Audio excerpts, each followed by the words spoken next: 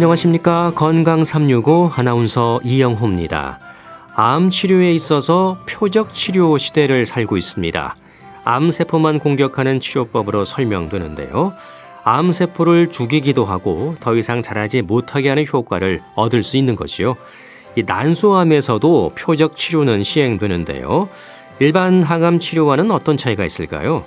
수술적 치료에 도움을 줄 수 있는 치료법으로 이해하면 되는 걸까요? 수술하지 않아도 된다는 기대도 가능한 걸까요? 오늘은 특히 난소암에 있어서 표적 치료와 수술적 치료에 대해서 알아보겠습니다. 그리고 늘고 있는 젊은 층의 당뇨병 위험과 함께 예방과 관리를 위한 생활 습관에 대해서도 살펴보겠습니다.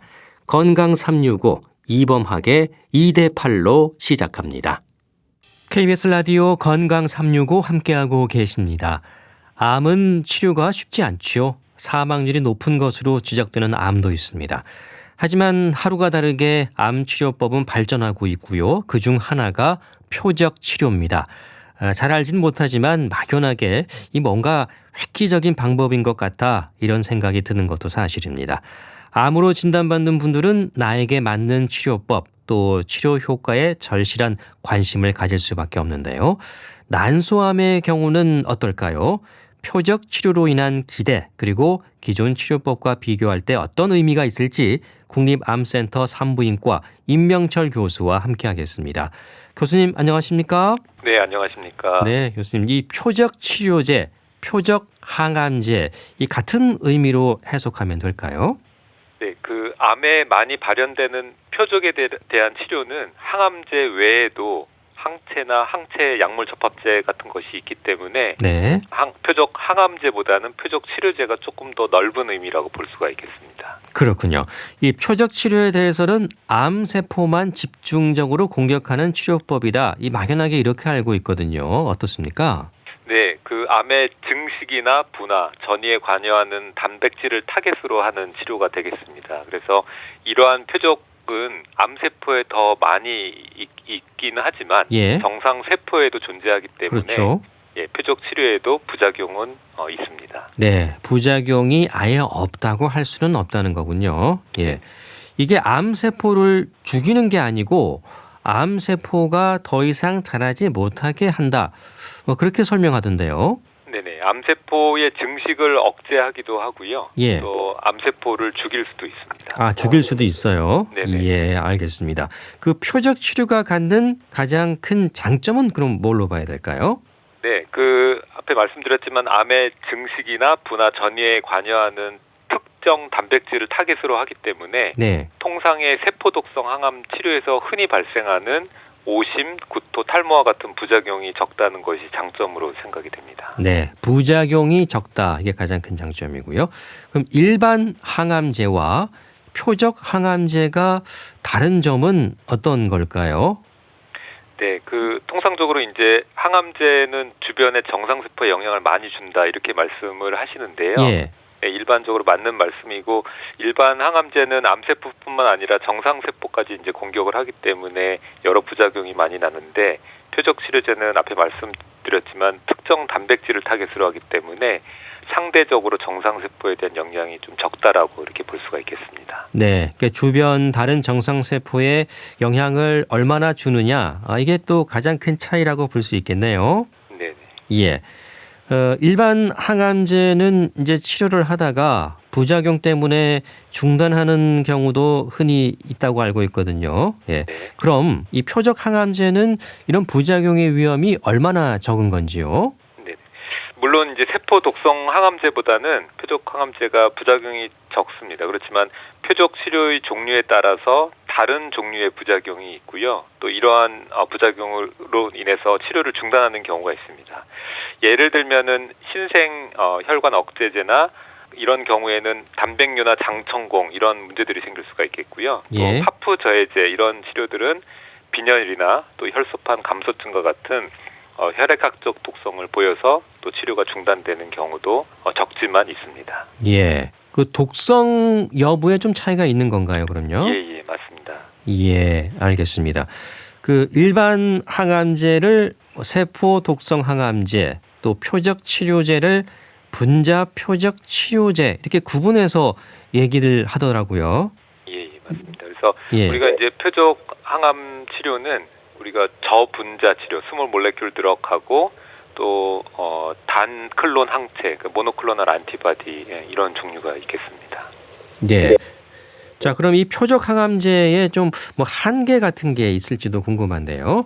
암 세포만 표적으로 삼아서 공격한다지만은 암이 생기는 모든 과정에 해당이 되는 건가 싶기도 하고요. 어떻습니까? 네. 그러니까 모든 암에 해당이 되느냐 하는 문제일 것 같은데요. 예. 우리가 이제 일반적으로 암의 특성 중 하나를 고르라 그러면 암의 유전적인 이질성을 얘기를 합니다. 그래서 다시 말씀드리면 이러한 우리가 어떤 표적을 삼는 것이 모든 암세포에 다 있다면 치료 효과가 좋겠지만 암의 특징 중에 하나가 이질성이기 때문에 표적이 많은 데도 있고 적거나 없는 데가 있을 수가 있기 때문에 이제 이러한 이질성으로 인해서 이러한 표적 치료의 저항성에 문제가 있을 수도 있고 뭐 효과에 문제가 있을 수도 있겠습니다. 네. 그러니까 모든 암 환자에게 모두 다 적용될 수는 없다는 건가요? 네, 모든 환자에게도 그렇고 예. 또 어떤 환자 한 개체 내에서도 종양에 따라서도 이 표적의 발현이 다를 수가 있기 때문에 예. 그런 것들을 잘 고려를 해서 저희가 치료의 대상을 선정을 하게 됩니다. 예. 그럼 똑같은 암이라고 해도 다를 수가 있다는 건가요? 네, 맞습니다. 똑같은 암이라고 해도 예. 암의 어떤 초진단인지 또 재발이 언제 됐는지 또 어떠한 특정한 표현형, 어떤 마커가 어떻게 발현이 되는지 이제 이런 것들에 따라서 치료가 효과적일 수도 있고 좀 제한이 있을 수도 있고 이렇게 볼 수가 있겠습니다. 네. 그러니까 똑같은 암이라고 할지라도 환자에 따라서도 다를 수가 있는 거고요. 네. 예. 표적 항암제가 분명히 한계는 있는 것 같습니다. 예. 자, 이 표적 항암 치료 효과를 기대할 수 있는 표적 인자가 없는 경우도 있다. 이렇게 이제 이해하면 될 것 같은데. 그런데 효과가 있는지 없는지는 어떻게 알 수 있습니까? 미리 알 수 있는 건지, 뭐 치료를 해봐야 알 수 있는 건지요? 네, 그것은 좀 표적 치료제에 따라서 조금 다를 수가 있는데요. 예. 예를 들면은 파프 저해제라는 치료제가 있는데 이 경우에는 이제 브라카 유전자 변이가 있는 경우에 치료 효과가 아주 제일 좋고요. 네. 그다음에 이제 상동 제조합 결핍, 우리가 이제 HRD라고 부르는 이러한 마커가 있는 경우에는 그 다음으로 이제 효과가 좋습니다. 그래서 이런 약제는 치료 전에 저희가 어느 정도 치료 효과를 이제 반응을 예측을 할 수가 있는 반면에 예.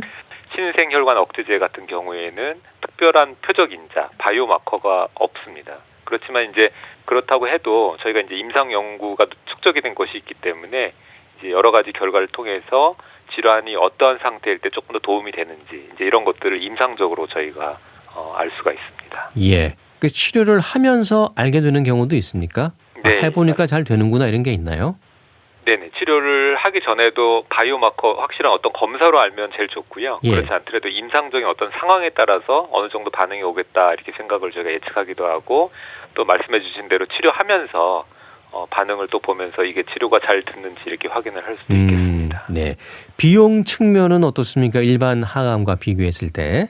네, 한 달에 투약되는 비용이 통상 수십만 원에서 한 수백만 원까지 지금 한 달에? 하고 있고요. 예. 그리고 또 지금 개발되는 약제 중에는 한 달에 또 수천만 원 정도 비용이 이르는 어이구. 그러한 약제들도 있는데요. 예. 그렇지만 생존 이득이 확실하게 입증이 되어 있는 약제들은 의료보험에서 다 급여가 적용이 되기 때문에요. 예. 효과가 확실한 약은 급여가 되고 환자들의 개인적인 비용 부담은 적다 이렇게 볼 수가 있겠습니다. 예. 그나마 좀 그 보험이 된다니까 조금 다행이긴 하네요. 너무 비싼 거는 뭐 일반 사람들은 감당하기가 힘들겠습니다. 예. 그 표적 항암제가 내성의 위험은 혹시 있습니까? 네, 앞에서도 말씀드렸지만 모든 치료제는 이제 내성의 위험이 있는 것으로 이렇게 알려져 있습니다. 예. 또 그건 또 피할 수 없는 부분이고요. 예.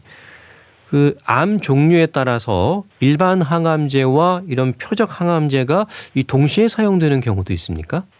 예. 그래서 이제 일반 세포 독성 항암제와 같이 표적 항암제를 같이 투약해서 치료 효과를 상승하는 경우도 있고요. 또 경우에 따라서는 일반 세포 독성 항암제를 먼저 사용을 한 이후에 항암제 반응이 있으면 표적 치료제를 이렇게 연이어서 치료를 유지요법으로 사용하는 경우도 있습니다. 네, 이 동시에 사용하는 경우도 있고 또 연이어서 치료 효과를 더 보기 위해서 표적 항암을 하는 경우도 있다는 말씀이시군요. 네, 맞습니다. 지금도 이 표적 치료 항암은 계속 개발되고 연구되고 발전 중이다 이렇게 알면 될까요? 네, 맞습니다. 최근에 이제 가장 큰 기대를 받고 있는 것이 항체 약물 접합체인데요. ADC라고 부르는데 예. 항체의 말단부에 항암제를 연결을 해서 항체에 의해서 1차적인 치료 효과를 보고 또 항암제에 의한 2차 치료 효과를 기대하는 이러한 약제가 현재 임상 시험이 굉장히 많이 진행되고 있고 또 난소암의 경우에는 작년에 굉장히 좋은 치료 결과 생존 이득을 입증한 연구가 있습니다. 네. 자, 이제 본격적으로 난소암의 경우를 한정해서 좀 설명을 해 주시면 좋겠는데요. 난소암 분야에서도 표적 치료가 쓰이고 있는 거죠? 예, 맞습니다. 예. 어느 경우에 쓰이는지요? 네, 국내에서 사용 가능한 약제를 기준으로 말씀드리면요. 신생혈관 억제제로 아바스틴, 온베부지라는 약제가 있고요. 또 파프 저해제로는 제줄라라고 불리는 니라파립과 림파자라고 불리는 올라파립이 있습니다. 네, 국내에서 쓰이는 약 기준이고요. 뭐 해외에서는 좀 더 다양하게 쓰입니까? 조금 다양한 더 많은 그러니까 비슷한 계통의 약제지만 다양한 상표로 된 약제들이 더 있다 이렇게 알려져 있습니다. 네, 그것도 국내에서 쓰게 되면 뭐 허가를 맡아야 되고 그런 절차가 있겠죠. 네, 근데 같은 계통의 약제이기 때문에요. 예. 지금 저희가 국내에서 사용하는 약제로 더 필요로 하거나 이런 거는 없고요. 예. 다른 계통의 약들이 이제 신약들이 개발되고 있는 것들이 점차 이제 효과가 입증이 되면은 단계별로 이제 도입을 될 것으로 이렇게 기대하고 있습니다. 예. 자, 난소암 치료에 그럼 실제로 이게 적용이 되고 있는 건데 효과는 어떻습니까? 예, 확실하게 재발을 감소시켰고요. 예. 또 일부에서는 생존 이득도 저희가 임상 연구에서도 확인을 했습니다. 그래서 아까 전에 말씀드린 신생혈관 억제제 또 파프 저해제 이 두 가지 약제가 도입되기 이전 시대하고 이후의 시대는 치료적인 측면에서 완전히 다른 시대라고 할 수가 있겠습니다. 예. 자, 교수님을 중심으로 해서 진행된 연구 내용을 좀 살펴보겠습니다. 요즘 흔히 말하는 표적 치료 시대에서 오히려 수술의 역할이 더 중요해졌다. 이런 연구 발표를 하셨다고요. 이건 어떤 의미로 봐야 됩니까? 저희가 이제 일견 생각하기로는 그 표적 치료제의 발전과 이러한 치료의 도입으로 좀 수술의 역할은 좀 감소하지 않을까 이런 생각을 할 수가 있습니다. 예. 하지만 저희가 연구를 해본 결과는 오히려 수술의 역할이 조금 더 중요해졌다 이런 결론에 이르렀는데요. 예. 제가 앞에서 암의 특징은 이질성이다라고 말씀을 드렸는데요. 난소암은 우리 신체에서 발생하는 암 중에 가장 큰 암종이고 또 이러한 큰 암종에서 종양 내에서도 이질성이 있고요. 또 전이가 되면서도 계속 이질성이 생깁니다. 유전적으로 이제 이질성이 있다는 말씀인데요. 이러한 이질성을 수술적으로 물리적으로 제거를 해줘야지 기존에 우리가 쓰고 있는 세포독성 항암제뿐만 아니라 표적 치료제의 효과도 더욱더 크게 볼 수가 있다. 이제 이렇게 말씀을 드릴 수가 있겠습니다. 네. 그러니까 표적 치료 자체가 난소암에 도움이 안 돼서 수술을 해야 된다. 그런 의미는 아닌 거네요. 네. 수술이 깨끗하게 된 이후에 사용할수록 표적 치료제의 효과가 더욱더 크다. 이렇게 말씀드릴 수 있겠습니다. 네. 그러니까 수술을 하고 나서 이런 표적 치료를 하게 되면 더 큰 효과를 볼 수 있다. 이걸 이제 연구하신 거군요. 예. 그래서 이제 수술이 또 그만큼 더 중요해졌다. 그렇게 이해를 하겠습니다. 기본적인 난소암 치료는 종양을 제거하는 수술, 항암 이렇게 보면 될까요? 예, 맞습니다. 저희가 치료하는 이 난소암의 수술의 가장 기본은 제가 항상 말씀드리지만 패키지 치료인데요. 수술과 항암이 항상 제일 중요합니다. 하나만 해서는 절대 안 되고 표적 치료제는 차후의 문제고요.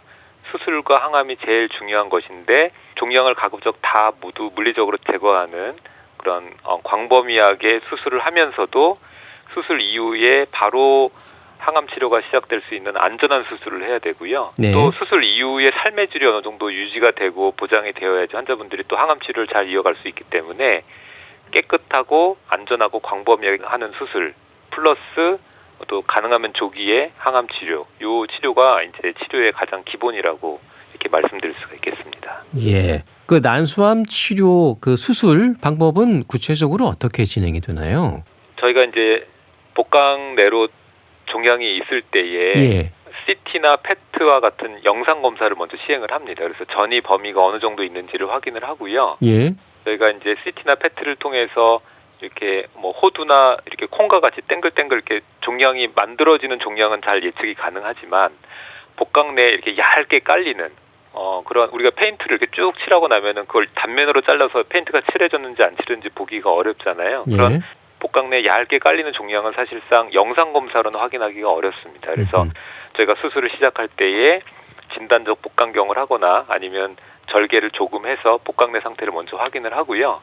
어느 정도 한 번의 수술로 종양이 모두 다 제거가 가능하겠다라고 판단이 되면은 이제 저희가 이 흉부 쪽 바로 아래부터 치골 상방까지 모두 배를 절개를 해서 복강 내에 있는 종양들을 모두 제거하는 그러한 수술을 이제 시행을 해서 아까 전에 말씀드린 이질성이 심한 그런 종양들을 최대한 다 제거를 하고요. 예. 그 이후에 이제 항암제를 가능한 빠른 시간 내에 시행을 하고 또 항암제 반응이 좋으면 오늘 말씀드린 이런 표적 치료제들을 이제 병합해서 사용을 하게 됩니다. 네. 먼저 수술을 한 다음에 그런 절차들이 이어지는 거군요. 예.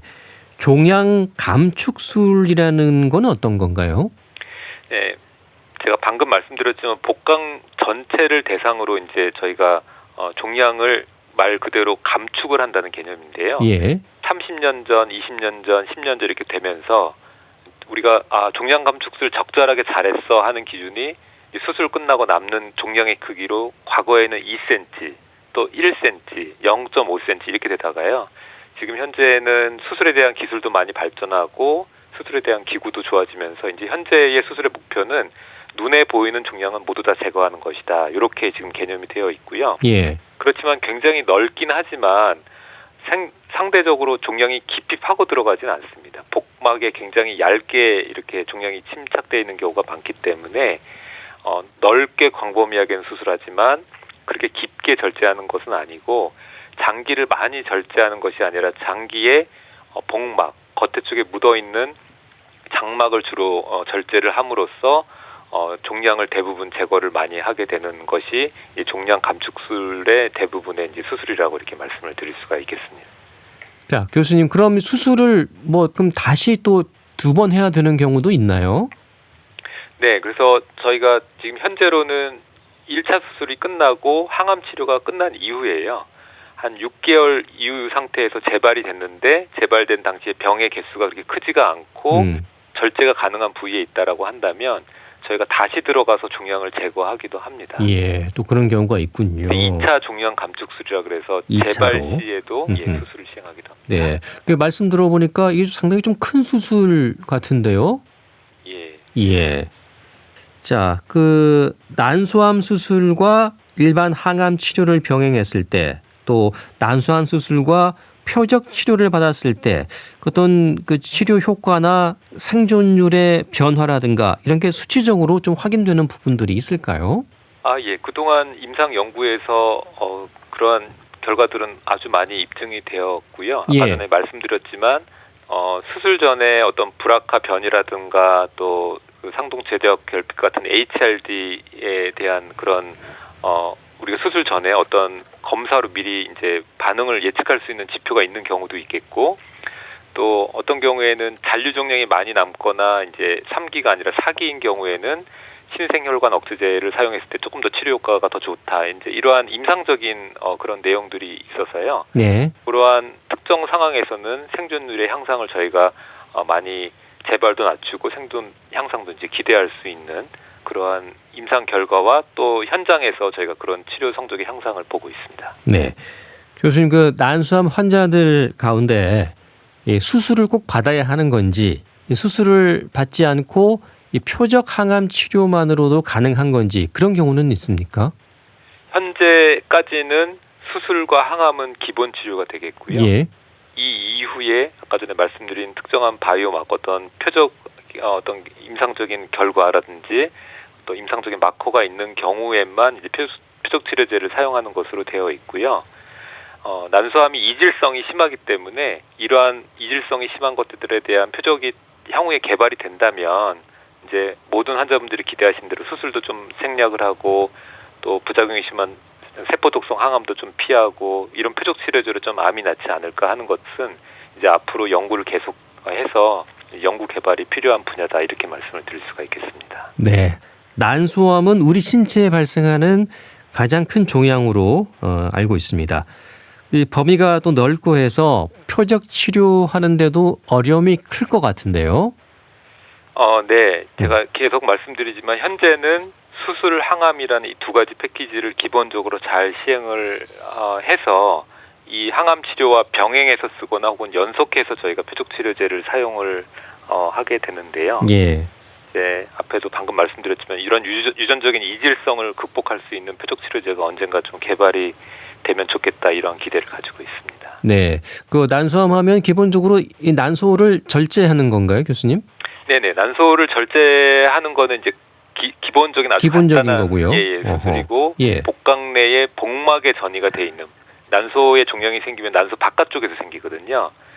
그래서 난소의 종양이 생기면서 복막의 파종이라고 이게 바로 씨 뿌려지듯이 쭉 복막에 번지게 됩니다. 그래서 난소 제거는 가장 기본 수술이고 복막 절제 수술이 사실은 이제 치료의 성적을 결정짓는 그러한 수술이다 이렇게 말씀을 드릴 수 있습니다. 네, 그 난소암의 경우에는 난소 자체의 제거보다도 그 복막 쪽에 얼마나 전이가 됐는지 그걸 또 어떻게 해결하느냐가 굉장히 중요하겠네요. 네, 맞습니다. 예. 그럼 더 혹시 더 넓어지는 경우도 있는지 뭐 다른 장기까지 더 손을 봐야 하는 경우도 있습니까? 네, 다른 장기에 대표적으로 저희가 이렇게 누워 있다고 치면은 난소 바로 아래가 직장, S결장, 우리가 항문으로 나오는 바로 그 부분인데요. 예. 그래도 다행히 자궁에서 직장으로 연결되는 복막이 장에 바로 안 붙어 있고 좀 이렇게 공중에 이렇게 떠 있는 부분이 있습니다. 그 부분에 종양이 이제 전이가 있다면 저희가 장을 절제하지 않고도 복막만 제거해서 종양을 상당히 제거할 수 있는 것으로 이렇게 되어 있고요. 또 이제 예외적으로 장을 아주 깊이 침범한 경우에는 장을 절제를 하고 연결하는 경우도 이제 있겠습니다. 네, 그 난소암의 경우 이 수술을 받고 나서 뭐 잘 관리가 되는지 또 생존율이라든가 이런 것도 조금 궁금하긴 해요. 네, 난소암 치료는 이제 저 환자분들이 복수가 차고 그다음에 뭐 종양 표시자 수치가 많이 증가돼서 이렇게 딱 내원을 하시게 되면은 대개 듣는 말씀이 복강 내에 다 전이가 쫙 이제 사진을 보면 새까맣게 전이가 되어 있고 수치도 막 엄청 올라가 있고 이제 이렇게 되기 때문에 일반적인 다른 암종을 기준으로 삼았을 때에는 이 정도 전이가 돼 있으면 생존율이 몇 개월 안 됩니다. 이제 이런 얘기를 듣고 오시는 경우도 있는데요. 난소암은 이제 복막의 파종이 아주 깊지 않게 넓지만 얇게 깔리는 경우가 많기 때문에 이제 이런 난소암 수술의 경험이 충분한 선생님들 같은 경우에는 종양 감축 수술로 대부분의 종양을 다 제거를 이제 할 수가 있습니다. 그래서 우리가 보통 이 환자분들의 치료 성적을 결정짓는 걸 볼 때의 나이, 조직형, 뭐 또 불악화 변이 상태, 뭐 이러한 림프절 전이 이제 이런 것들을 보게 되는데 이런 것들은 환자분들이 내원하셨을 때에 저희가 어떻게 노력해서 바꿀 수 없는 어떤 고정적인 변수고요. 사실상 항암제에 대한 반응률도 이미 정해져 있는 상태로 오시는 겁니다. 근데 우리가 이 환자분의 치료 성적을 바꿀 수 있는 것은 잔류 종양을 줄임으로써 이러한 예후 인자들을 극복을 할 수가 있거든요. 그래서 난소암에서는 수술적인 노력을 얼마큼 하느냐에 따라서 이미 정해져 있는 이러한 운명이라고 그러죠. 예후 인자들의 그런 생존율을 좀 향상시킬 수 있는 그러한 것이 되기 때문에 난소암에서의 수술적 치료의 역할은 매우 중요하다 이렇게 말씀드릴 수가 있겠습니다. 네, 이 잔여 종양을 줄이는 게 또 핵심이겠네요. 그런 것에 있어서 표적 항암 치료가 더 중요할 수도 있겠네요. 네, 표적 치료제의 종류에 따라서 이 잔류 종양의 상태에 따라서 좀 역할이 다를 수가 있겠습니다. 그래서 현재까지는 잔류 종양이 좀 있는 경우에는 신생혈관 차단제 같은 것이 좀 더 효과가 있는 것으로 되어 있고요. 또 파프 저해제와 같은 경우에서는 잔류 종양이 조금 더 적은 경우에 조금 더 효과가 있지 않을까 하는 연구 결과가 있습니다. 네, 저도 그렇게 되길 기대하겠고요. 자, 표적 치료 시대에 지금 우리가 살고 있습니다. 난소암 치료와 관련해서 이 시간 통해서 그것들을 꼭 하고 싶은 말씀 전해주시죠.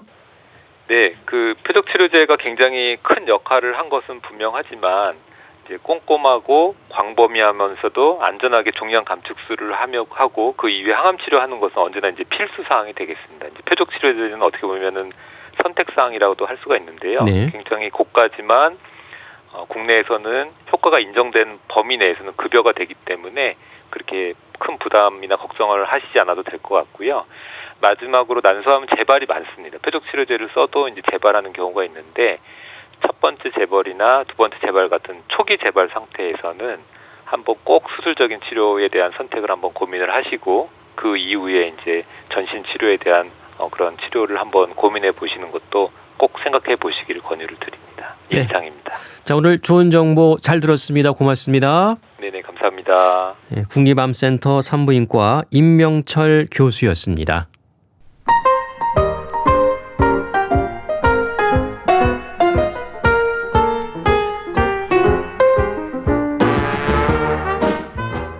건강한 하루의 시작. KBS 라디오 건강 365.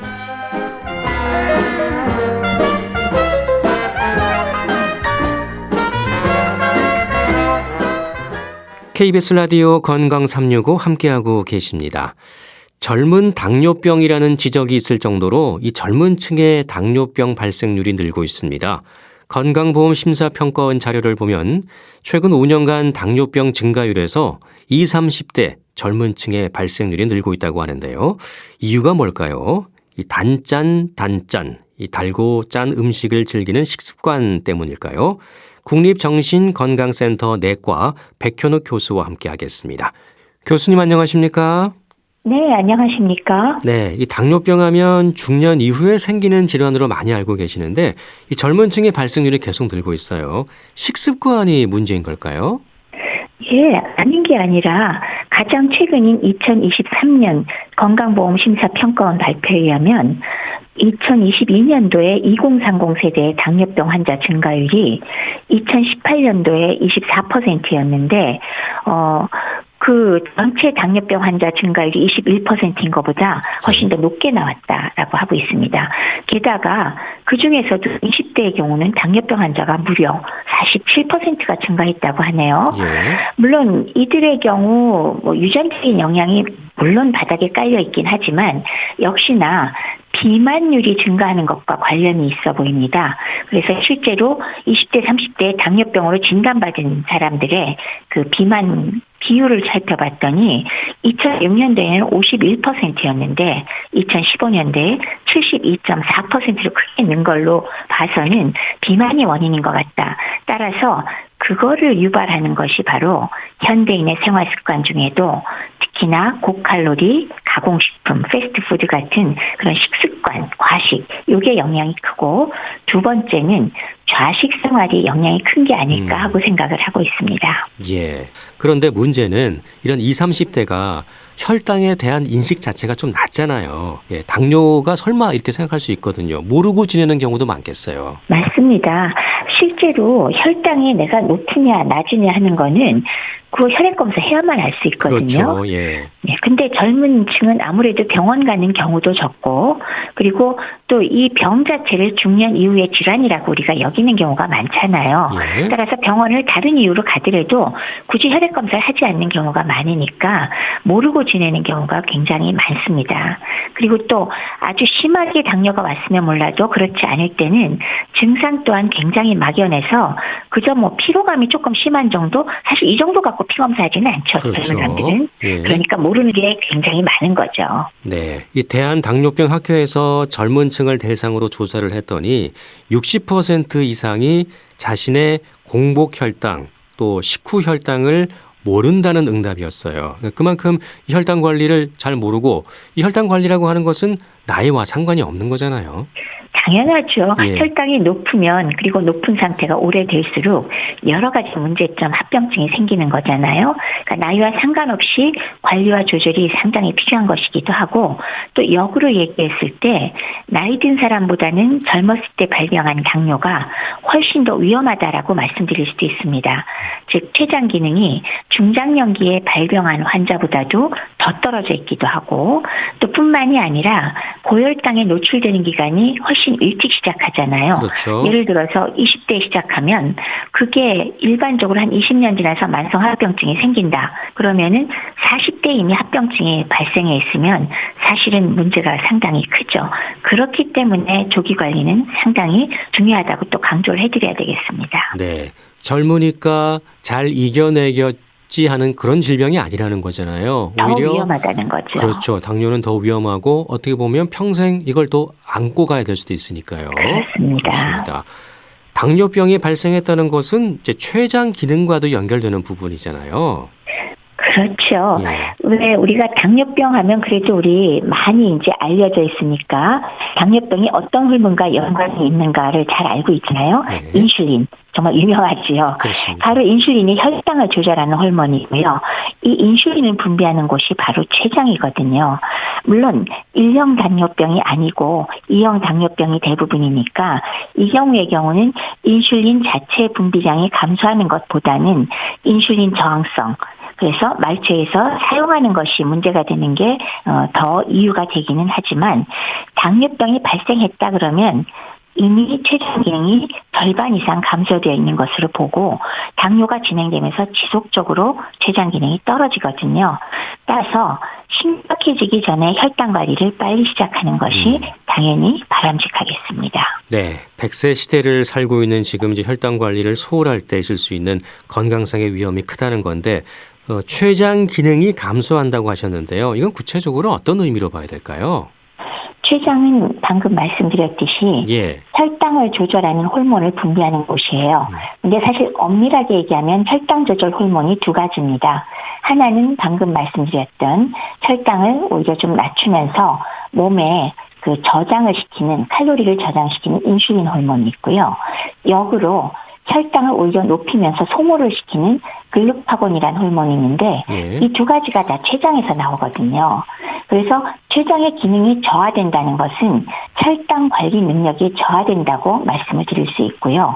따라서 오래 췌장 기능 떨어진 게 지속될수록 혈당을 관리하는 것은 점점 더 어려워질 수 있다라는 의미로 받아들여도 되겠습니다. 네, 혈당 수치를 잘 파악해서 이제 심각해지기 전에 미리 관리하는 게 중요할 텐데 특히 이제 젊은 층의 당뇨병은 중년에 생긴 당뇨병보다도 뭐 췌장 기능뿐이 아니라 혈관 질환 또 뭐 근골격계 문제 건강상에서 여러 가지 문제가 될 수 있다고 들었어요.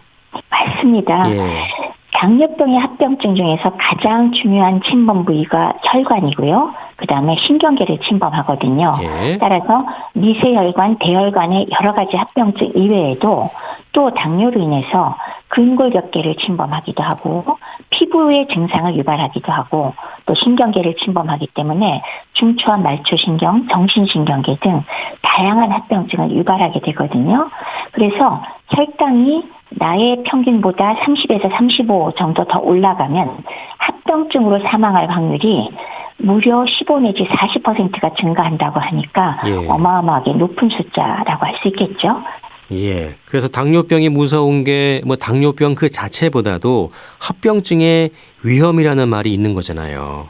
그렇죠. 예. 사실 혈당이 높다고 하더라도 가령 뭐 정상이 100인데 그 숫자가 180이거나 뭐 200이거나 그게 인체에 특별한 문제를 유발하지 않는다면 예. 우리가 당을 낮추는 노력은 굳이 하지 않아도 되잖아요. 뭐 예를 들면 사람이 키가 크거나 작다고 해서 키를 늘리거나 줄이진 않는 것처럼 병은 아니라면은 상관이 없겠지만 문제는 혈당이 지속적으로 높으면 여러 가지 방금 말씀드렸던 합병증이 진행이 되거든요. 물론 그중에는 급성으로 갑자기 심한 고혈당과 함께 정말 응급 상태가 필요한 경우도 있지만 우리가 주로 얘기하는 거는 만성 합병증이고요. 말씀드렸다시피 가장 중요한 게 혈관 합병증이다. 혈관의 경우는 우리가 중요한 혈관이 있는 곳이 심장과 뇌니까 심혈관 합병증으로 협심증, 심근경색증, 그리고 뇌혈관 합병증으로 유명한 뇌졸중, 중풍이죠. 네. 이런 게 동반될 수 있고 또 콩팥이 망가져서 만성 심부전 혈액 투석을 하기도 하고요. 또 말초혈관 질환으로 당뇨발이라고 또 유명하잖아요. 예. 발가락도 자르고 다리도 자르고 그다음에 망막병증이 생기면 시력을 잃을 수도 있고요. 또 말초 신경병증으로 또 감각이 변해지기도 하니까 이런 것들이 전부 다 치명적이라고 할 수 있는 합병증이 되겠습니다. 예. 그 중에서도 특히 이제 젊은 층의 당뇨병에 대한 우려는 그런 고혈당인 상태가 훨씬 더 길어질 수 있으니까 합병증의 위험도 그만큼 더 높아지는 거잖아요. 맞습니다. 그냥 일반적인 얘기를 하자면 만성으로 당뇨병이 진행됐을 때 한 20년 정도가 흐르면 당뇨합병증으로서 좀 여러 가지 영향을 미치는 것들이 발생을 한다고 합니다. 예. 근데 일반적인 당뇨 발병기라고 생각하는 40대 이후라면은 처음 당뇨병이 40대에 생겨서 20년 뒤가 60대잖아요. 그러면은 사실은 60대 당뇨합병증이 생겨서 나머지 삶을 보내는 것보다는 20대 당뇨병에 걸려서 40대 당뇨합병증이 생겼다면 문제가 매우 크지 않을까요? 40대면 사회적 활동이 한창 왕성하잖아요. 그렇죠. 그 시기에 망막 때문에 시력이 떨어지고 또 콩팥이 망가져서 투석을 해야 되고 당뇨발로 인해서 뭐 발을 절단을 하거나 이러면 환자 개인적인 문제도 있지만 사회적으로도 상당히 큰 손실이 되지 않겠습니까? 예. 그리고 하나 더 큰 문제는 젊은 환자의 경우 합병증이 훨씬 더 빨리 속도가 빠르다는 거예요. 더 빨리 나타날 수 있어서 예. 20년도 채 안 됐는데 주요장기가 합병증이 생길 수 있고 그래서 조기 사망 위험도가 올라가니까 젊은 층의 당뇨병이 훨씬 더 위험하고 안 좋다라고 말씀을 드릴 수 있습니다. 네. 보통 20년 후에 그런 합병증이 나타날 수 있다고 한다면 아무래도 뭐 노년기에 나타나는 게 그나마 좀 쉬면서 관리할 수 있는 측면이 있지만 한창 그렇죠. 일할 젊은 나이에 합병증이 나타나게 되면 정말 생활 자체가 힘들어질 수 있겠어요. 맞습니다. 또 젊은 층일수록 속도도 더 빨라진다고 하니까 네. 더 걱정스럽습니다. 예. 자, 젊은 층의 당뇨병이라고 지금 말씀을 드리고 있는데 이 젊은 층의 당뇨병은 그러니까 후천적인 생활 습관이 원인이 되는 그 2형 당뇨병을 얘기하는 거잖아요, 교수님. 예. 네. 혹시 이제 잘못된 생활 습관 짚어주셨는데 자, 구체적으로 좀 어떤 부분들일까요? 항상 생활 습관을 말씀드리면 예. 제가 말씀드리다가 너무 상식적이구나 싶기도 하면서 정말 중요한 부분입니다.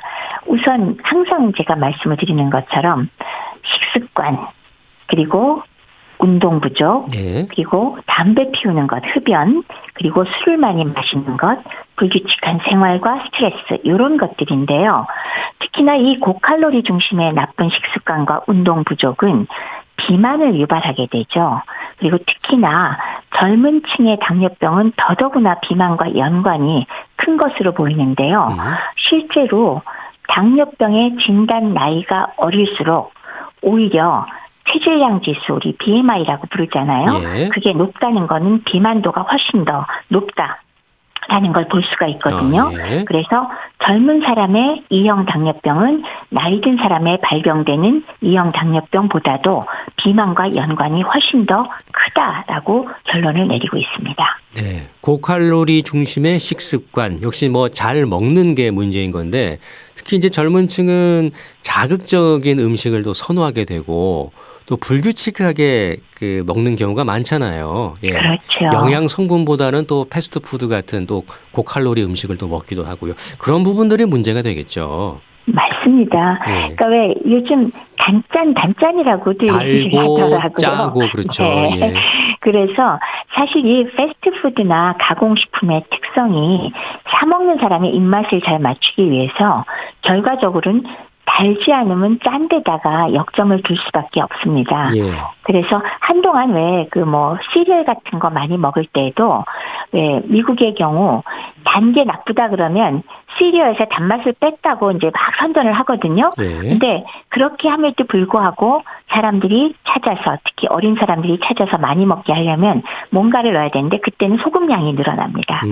그리고 역으로 짠 게 나쁘다고 한바탕 소동을 치면 또 소금을 줄였다고 얘기를 하면서 결과적으로 단 거, 뭐 주로 과당을 쓰지만은 단맛을 증가시키거든요. 네. 그래서 패스트푸드와 가공식품 시판되는 음식의 특성은 가공된 단순당의 양이 높고 염이 높고 또 칼로리가 양에 비해서 매우 높다는 게 특성이거든요.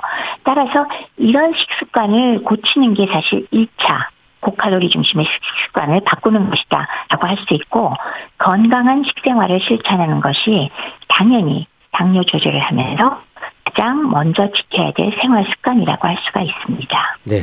또 음주 습관도 빼놓을 수가 없잖아요. 아무래도 그렇죠. 젊다 보면 나 건강하니까 뭐 이 정도는 마실 수 있어. 또 포금하는 경우도 있고 이게 문제가 되겠죠. 맞습니다. 우선 술 자체만 놓고 말씀을 드린다면 예. 술이 알코올이 은근히 칼로리가 높아요. 그렇다면서요. 1g당 7칼로리나 되거든요.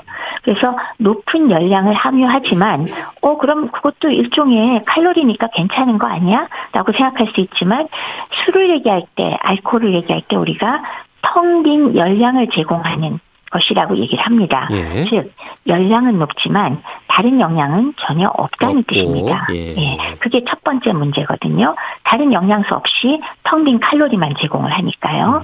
두 번째 문제는 술 자체가 잘 아시는 것처럼 물론 뭐 위도 좀 위벽도 손상을 시키지만 간에 해가 된다는 거 우리가 잘 알아요. 간에서 해독을 해야 되니까. 네. 그다음에 술을 많이 마셨을 때 급성 췌장염도 일으키고 췌장의 문제를 일으킬 수 있고요. 그다음에 뇌에 직접 손상을 입히는 그런 효과가 있거든요. 그렇기 때문에 술 자체가 높은 칼로리로 당뇨 자체도 악화시키지만 당뇨병의 합병증을 우리가 꼽는 것들이 있잖아요. 그런 것들을 악화시키는데 또 상당히 큰 역할을 하게 됩니다. 그리고 또 술을 드시면 물론 뭐 알코올 중독되신 분들은 좀 얘기가 다르지만은 안주를 많이 먹게 되잖아요. 이성을 잃고 뇌에 있는 안주를 매우 예. 많이 먹게 되죠. 그것 역시도 비만을 더 유발하고 특히 그 복부 비만, 내장 지방량을 늘리면서 당뇨를 더 악화시키게 되는 결과가 되기 때문에 이런 측면에서 세 가지 다 음주를 많이 했을 때 상당히 안 좋다. 당뇨 조절에 전혀 도움이 안 된다라고 말씀을 드릴 수 있습니다. 네. 또 안주거리들이 보면 뭐 맵고 짜고 단 것들이 또 많고요. 그렇기도 하고요. 그렇죠. 예. 운동 부족도 빼놓을 수 없겠죠. 예. 그렇죠. 운동 부족도 정말 쉽지가 않은 게 운동을 싫어하는 사람을 붙들어서 운동시키는 거 얼마나 어렵습니까? 예. 그래서 사실은 전 이런 분들하고 만났을 때는 우선은 좋아하는 게 있는지, 예전에 했던 운동이 있는지, 그리고 또 어떤 시간이 가능한지, 또 자신한테 맞는 운동이 뭔지 그런 것들을 물어봐야 되고, 또 가급적이면 같이 할 수 있는 사람이 있는 동료가 있는 운동이 좀 더 실행하기가 도움이 되거든요. 그렇죠. 그래서 실행이 가능한 운동을 선택하도록 하고요. 그냥 평범하게 우리가 일반적으로 건강을 유지하도록 할 때 가장 기본적으로 해야 될 양과 강도가 어느 정도냐라고 하면 항상 강조해드리지만은 평범하게 주 150분 정도, 즉 5일로 나누면 하루에 30분이에요. 그 정도의 강도는 중간 정도 강도라고 말씀을 드리는데, 그것은 가볍게 땀이 촉촉하게 나고 조금 숨이 가쁠 정도의 운동, 빨리 걷기 정도의 운동, 주 150분은 꼭 하시라라고 강조를 해드립니다. 네. 무조건 또 운동을 해야 된다는 것보다는 자신에게 맞는 운동이 어떤 건지, 좀 재미있게 함께 어울려서 할 수 있는 운동이 어떤 건지 그런 것들도 필요하겠습니다. 예. 네네. 정확한 상태에 대한 진단과 빠른 치료의 시작이 중요하지 않을까 싶어요. 맞습니다. 아무래도 또 처음 진단을 받았을 때 내가 지금 초기냐 아니면 합병증이 이미 동반되어 있느냐, 합병증이 있다면 어떤 것이 있느냐, 이런 것들을 정확하게 진단을 받아야 치료를 정확하게 할 수가 있겠죠. 예. 그럼에도 불구하고 가급적 조기에 발견해서 조기에 치료를 시작하는 것이 가장 바람직한 상황이겠습니다. 예. 20, 30대의 젊은 나이에 당뇨병 진단을 받았을 때 치료는 또 어떻게 진행될지, 중년과 젊은 층의 당뇨 치료 좀 차이가 있는지도 궁금하고요. 기본적으로는 생활습관 교정을 하는 것이 기본이라는 거 똑같습니다.